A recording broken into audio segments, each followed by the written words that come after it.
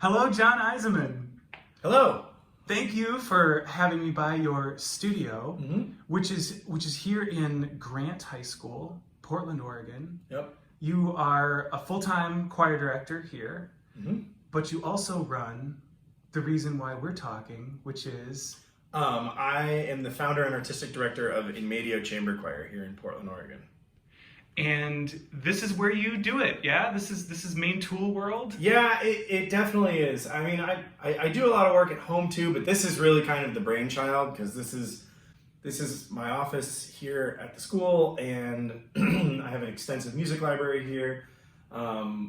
It's a quiet place that I can kind of get, quiet after school sometimes, where I can get away and just kind of process thoughts, experiment, look at things look up scores and then come and bang them out on the piano, or I'll go out to the big piano, or I can browse the music library here. So you're sitting right next to a piano on Yep. one side, you've got laptops and so on the other side. Oh yeah, We were keyboard here, everything. Yeah. I would say it's definitely not as chaotic as it has been and is sometimes.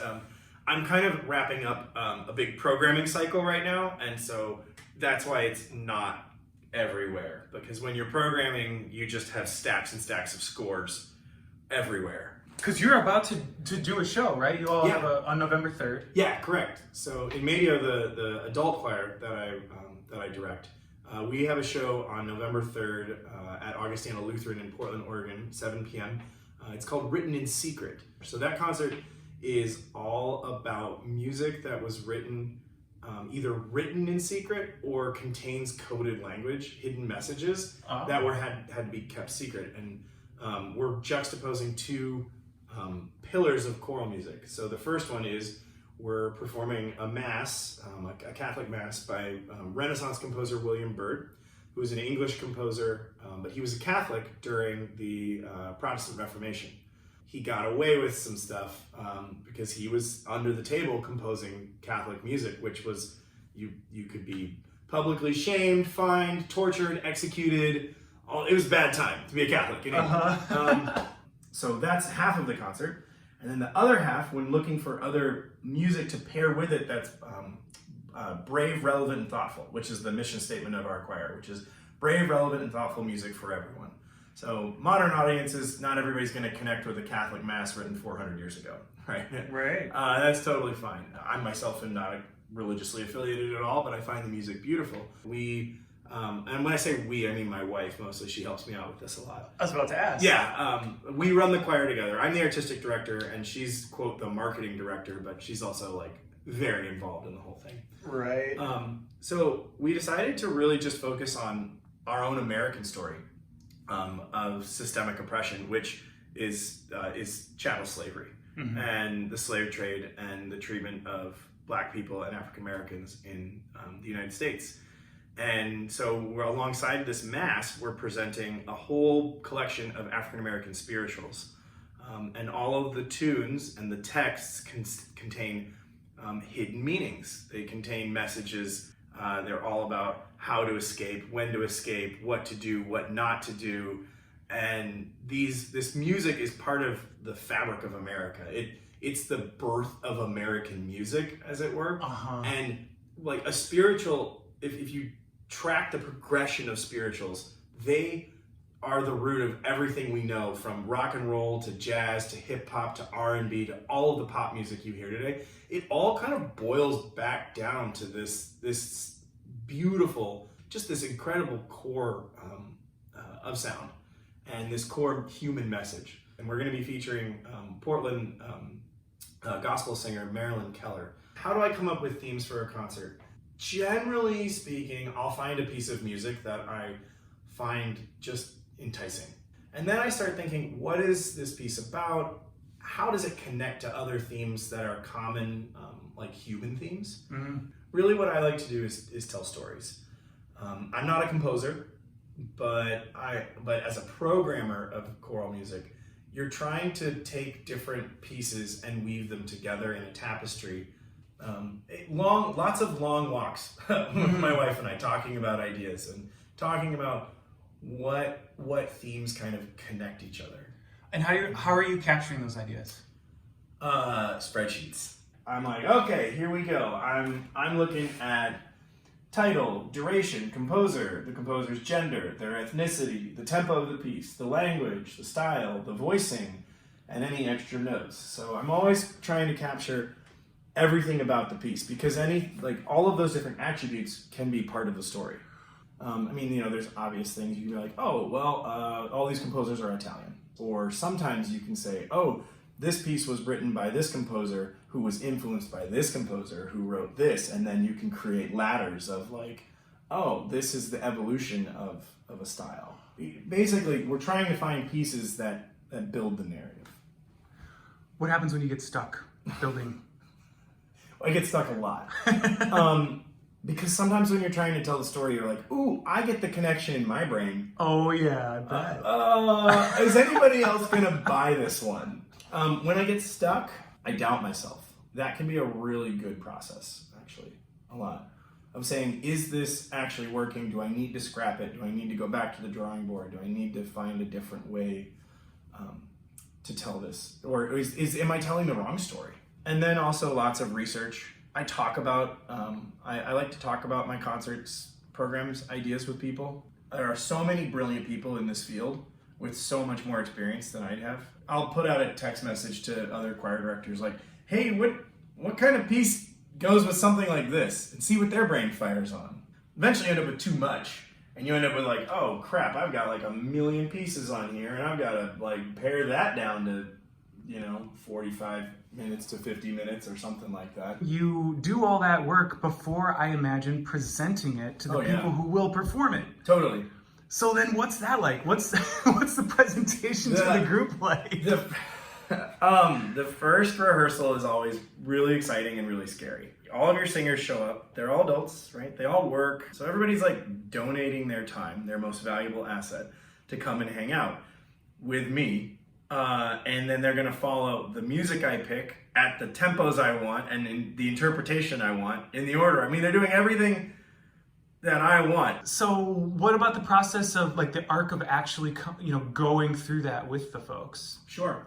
I think it kind of depends on the concert. Some concert stories kind of tell themselves, and others you really, really have to work at, or you have to be very, very methodical. You're performing someone else's story. I think that's something that can be really difficult. I mean, I think this goes for all live performance, right? You're not always just presenting your story. That would be boring. You know what I mean? Also, like, it'd be very limiting. But you have to make sure that you're doing right by the communities whose music you are representing. So I honestly, I usually let the music speak for itself.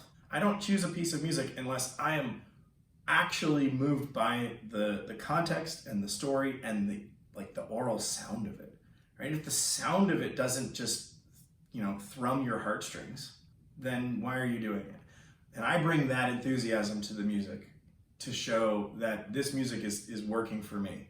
Mm-hmm. And I kind of let the choir experience that, and it usually works.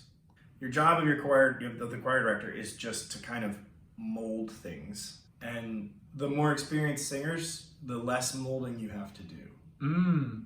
Generally. Is that because they just get it out of experience, or that you can communicate in a way together that, fits the bill? Yeah. I think it's both. I think that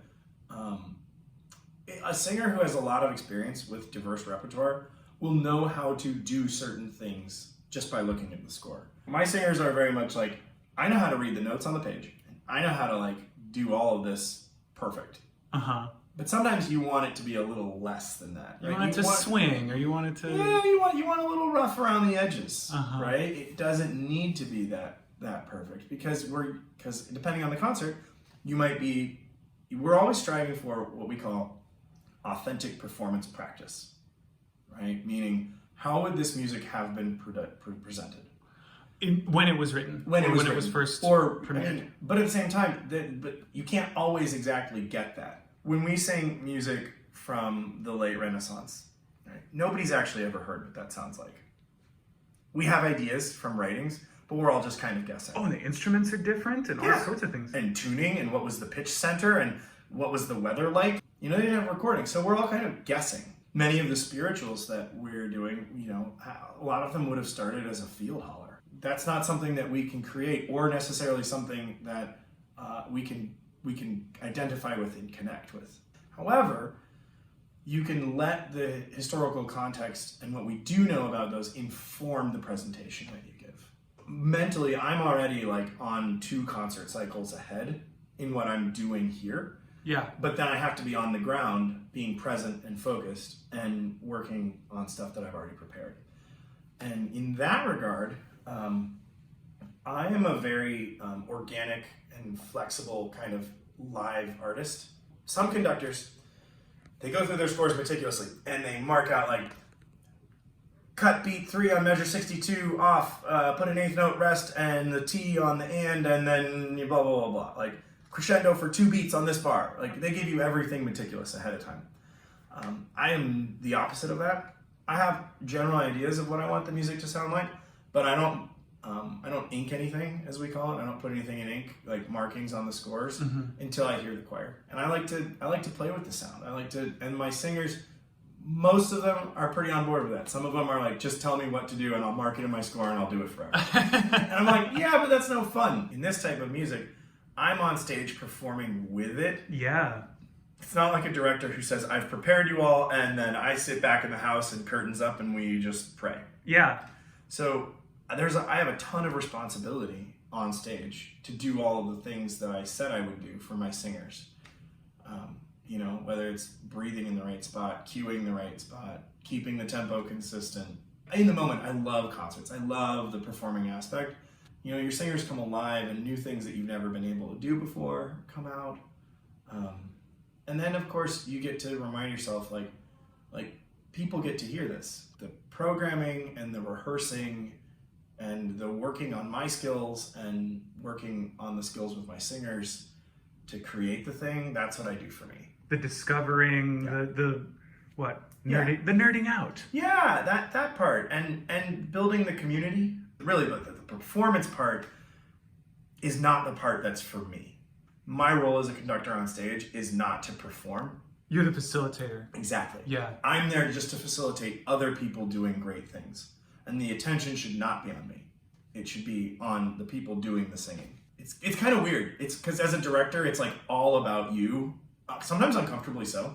Yeah. In the rehearsal process. Yeah, because you're performing for the choir rehearsal after rehearsal. Oh, every rehearsal that I do is a performance. I mean, that's why I don't get nervous for performance, really, because, every class I teach is a performance. Yeah, I have 5 choirs here at Grant. Every moment I walk out there, it's like, okay, I'm performing for all of you. And that's what any teaching job is. Yeah.